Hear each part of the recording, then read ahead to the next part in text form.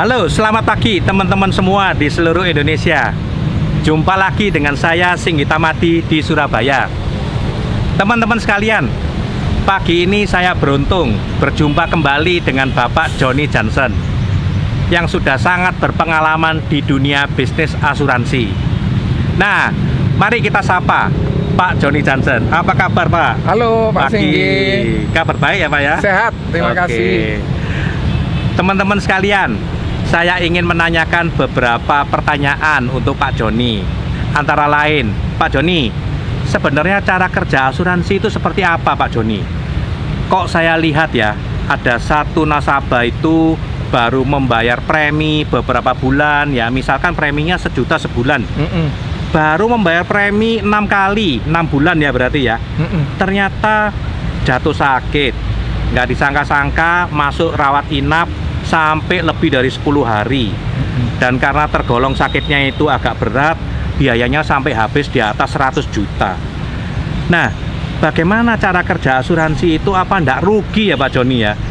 Nasabah yang baru setor 6 kali, 1 juta rupiah per bulan, harus mengcover nasabah yang sakit biayanya sampai 100 juta lebih.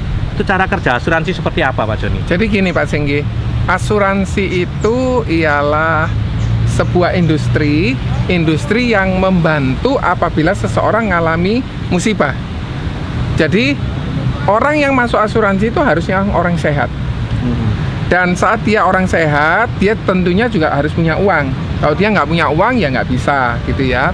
Nah, tiba-tiba dia sakit, 6 bulan kemudian sakit, katakan operasi karena tabrakan, habis 100 juta, dibantu. Kenapa? Karena yang masuk asuransi itu satu hari bisa katakan 2.000 orang. Iya. Nah, kalau yang satu hari 2.000 orang, apakah bulan depan semua pada sakit semua? Jawabannya tidak. Kenapa? Karena di awal mereka sudah diperiksa dulu, apakah mereka ini sehat atau enggak. Kalau mereka memang sehat, mereka diterima. Tiba-tiba sakit karena kecelakaan, dibantu. Tiba-tiba dia demam berdarah habis 20 juta, dibantu. Tiba-tiba, bahkan kalau misalnya dia demam berdarah habis 20-25 juta, baru bayar sebulan. Bulan kedua dia masuk rumah sakit, di cover Pak Singgi. Jadi yang pasti orang untuk masuk asuransi harus orangnya sehat tidak ada sakit. Tiba-tiba sakit, dibantu.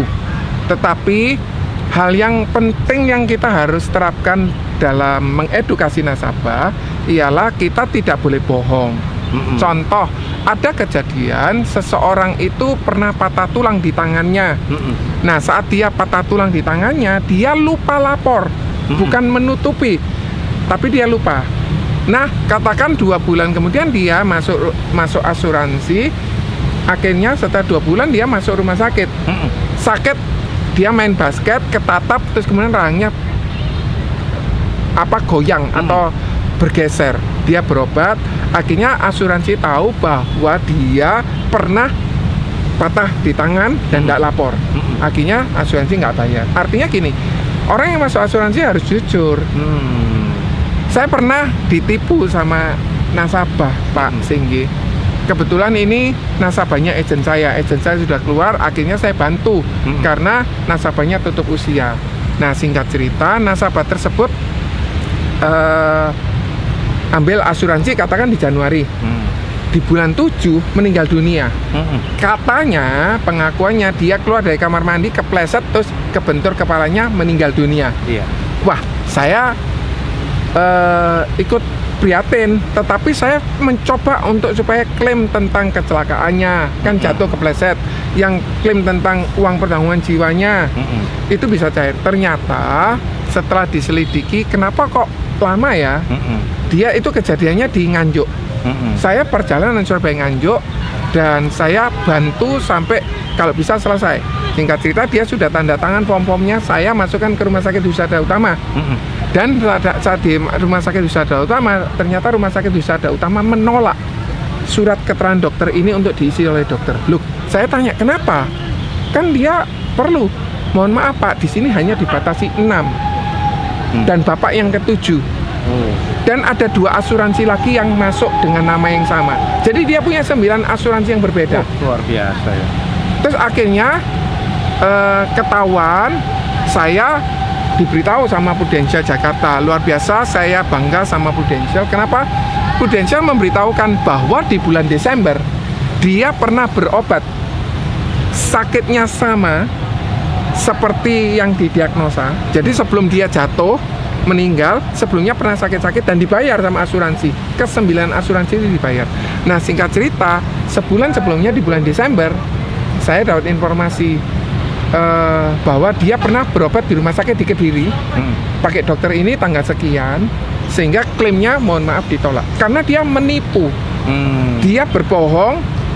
Kan saya pernah nyanggah gini sama Prudential, Pak Prudential, mungkin saja dia kan tidak pernah tahu kalau dia tidak pernah berobat, sehingga dia tidak tahu kalau dia punya sakit.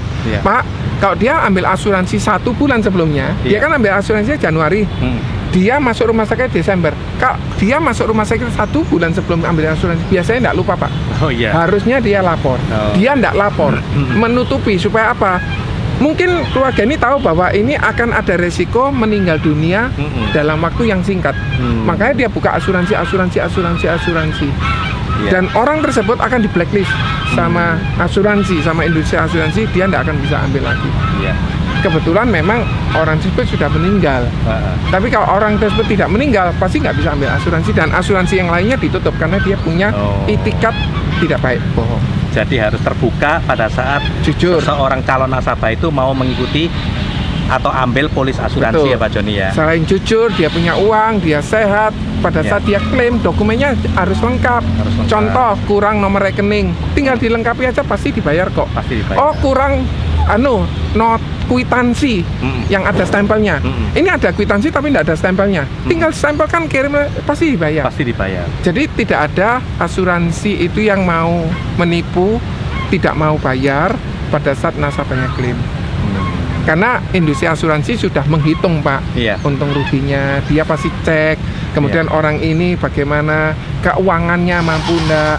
Kalau keuangannya mampu, enggak masalah, pasti klaim dibayar. Pak Joni, tetap di masyarakat luas itu banyak yang bertanya-tanya ya. Asuransi itu bisa membayar klaim sampai ratusan juta untuk tiap-tiap nasabahnya itu. Uangnya dari mana? Itu banyak orang yang bertanya-tanya seperti itu, Pak Joni. Oke, jadi ada 2 jawaban. Yang pertama, asuransi itu adalah kumpulan dari orang-orang, individu yang mempercayakan uangnya ke asuransi. Kan pasti bulan depan tidak sakit kan, Pak? Iya.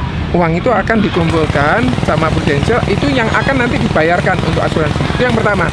Kalau jumlahnya sudah sangat besar, misalnya uang pesangonnya 10 miliar, asuransi itu membuat perjanjian dengan reasuransi. Tujuannya untuk apa? Mengalihkan resiko ke reasuransi.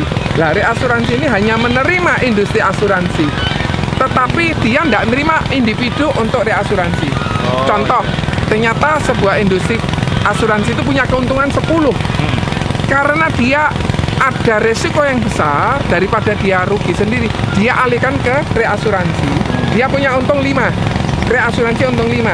Tapi reasuransi dari industri asuransi, keuangannya pasti kuat. Iya, bukan dari individu ya. Bukan individu, sehingga kemungkinan asuransi itu tidak bayar itu cuma karena mungkin bangkrut, mungkin karena peminatnya tidak ada, pesertanya tidak ada. Kalau hal itu terjadi, kemungkinan perusahaan asuransi itu akan tutup. Tetapi jangan takut, industri asuransi yang tutup, sebuah perusahaan asuransi tutup, akan diakuisisi sama asuransi yang lain. Itu pasti. Sehingga asuransi nggak boleh tutup. Jadi seorang nasabah asuransi sebenarnya terlindungi dengan baik ya Pak? Terlindungi dengan baik. Seperti kalau bank ada OJK, kemudian ada lembaga penjamin simpanan, seperti itu. Jadi dibuat security-nya double, sehingga kita tidak perlu khawatir, kita tidak perlu takut kalau misalnya kita mau taruh uangnya di asuransi. Baik Pak Joni, teman-teman sekalian, informasi yang disampaikan Pak Joni begitu detail dan lengkap teman-teman ya. Semoga apa yang diinfokan dan di-sharingkan oleh Pak Joni Johnson ini bisa menambah pengetahuan teman-teman di dunia bisnis asuransi ini.